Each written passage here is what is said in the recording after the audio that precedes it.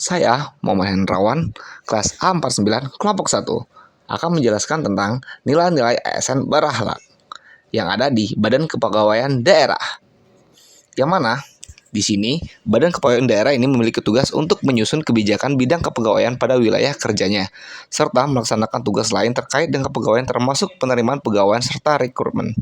Sedangkan fungsi dari BKD ini adalah dokumentasi bidang kepegawaian termasuk juga data pegawai pemerintahan, perencanaan kepegawaian pemerintah daerah, pengambilan kebijakan pegawaian, pelaksanaan kegiatan bidang kepegawaian pemerintah, sosialisasi informasi kepegawaian, penetapan gaji terkait kesejahteraan pegawaian pemerintah, hingga pelaksanaan, pengawasan dan evaluasi penyelenggaraan kepegawaian pemerintah.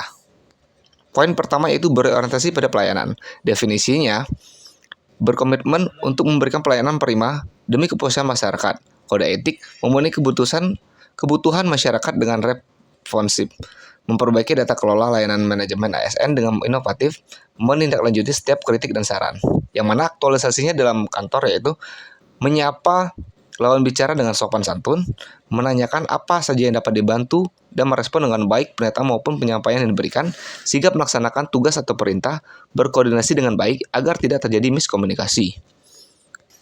Selanjutnya, akuntabel. Definisinya, mampu mengemban amanat dan kepercayaan yang diberikan dengan penuh tanggung jawab. Kode etiknya melaksanakan tugas dengan jujur, bertanggung jawab, cermat, disiplin, dan berintegritas tinggi.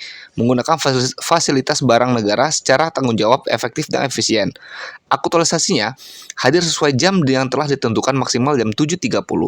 Menyelesaikan pekerjaan sesuai dengan SOP, dan tidak mengulur waktu agar tepat selesai dengan waktu yang telah ditentukan. Poin selanjutnya yaitu kompeten, artinya mampu meningkatkan kompetensi diri dengan terus belajar. Kode etik meningkatkan kompetensi diri untuk menjawab tantangan yang selalu berubah, membantu orang lain belajar, dan melaksanakan tugas dengan kualitas terbaik. Aktualisasinya, terus mempelajari hal-hal yang harus diperhatikan dalam menghadapi tamu BKD, bersedia untuk terus belajar dan melatih kemampuan diri dalam mempelajari tugas dan kerja untuk mendapatkan hasil yang lebih efektif dan efisien. Selanjutnya, harmonis. Definisinya yaitu saling peduli dengan satu sama lain, menghargai dan bertoleransi dengan perbedaan. Kode etik menghargai setiap orang atau apapun latar belakangnya, suka menolong orang lain, membangun lingkungan kerja yang kondusif.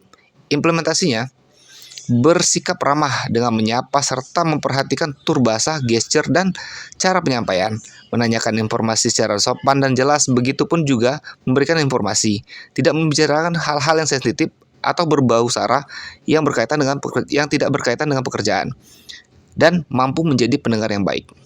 Poin selanjutnya itu loyal. Definisinya, berdedikasi tinggi terhadap kepentingan bangsa dan negara. Kode etik memegang teguh ideologi Pancasila Undang-Undang Dasar 1945, setia kepada NKRI, menjaga nama baik sesama ASN, pemimpin, instansi, dan negara, menjaga rahasia jabatan dan negara. Aktualisasinya, menanyakan keperluan tamu BKD sesuai dengan SOP, menyelesaikan tugas sesuai dengan waktu yang telah ditentukan, mendahulukan kepentingan tamu, masyarakat khususnya pegawai pemerintah Provinsi Sumatera Selatan. Selanjutnya itu adaptif. Definisinya, siap menghargai perubahan dengan terus mengasah kreativitas dan inovasi. Kode etik, cepat menyesuaikan diri menghadapi perubahan, terus berinovasi dan mengembangkan kreativitas, dan bertindak proaktif. Aktualisasinya, menyiapkan beberapa rencana cadangan untuk mengantisipasi kejadian tidak diharapkan, cermat dalam menyikapi keadaan, tetap berkoordinasi dan bekerjasama dengan semua pihak yang terkait, membuat inovasi untuk menghasilkan kinerja yang efektif dan efisien. Dan poin yang terakhir yaitu kolaboratif. Definisinya, saling bersinergi antar berbagai pihak di dalam bekerja sama. Kode etik memberikan kesempatan kepada berbagai pihak untuk berkontribusi, terbuka dalam bekerja sama untuk menghasilkan nilai tambah, menggerakkan pemanfaatan berbagai sumber daya untuk tujuan bersama. Aktualisasinya, berkontribusi secara bekerja sama dengan semua pihak yang terkait dalam tugas kerja, memanfaatkan teknologi komunikasi untuk meningkatkan koordinasi, tetap saling menghargai pendapat dan terbuka, dan menjalin komunikasi yang baik. Terima kasih dan sampai jumpa.